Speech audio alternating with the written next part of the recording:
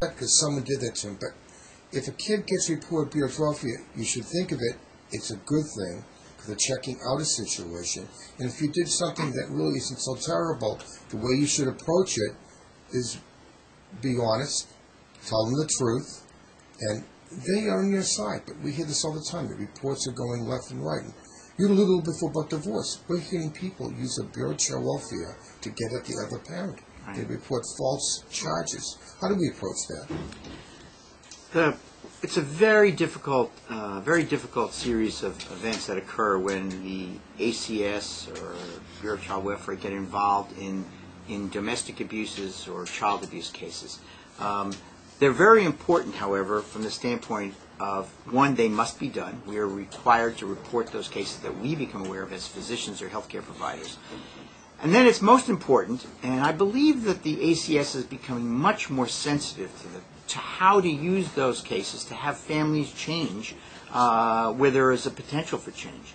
Because no one wants to see kids hurt, and no one wants to see kids hurt certainly a second time if it comes to the attention of the authorities.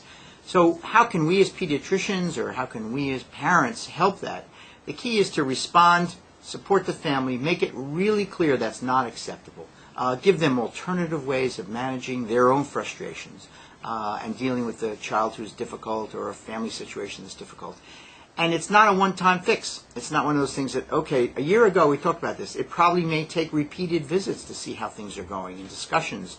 And it's one of those things that ACS monitors, but as pediatricians, we can play a role in helping ACS since we know the families and have known them from minute one when they brought their child to us from the newborn period.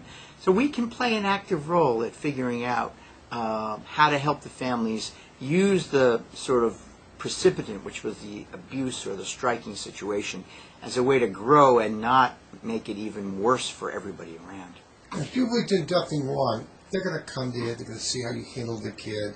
You really shouldn't be afraid of it.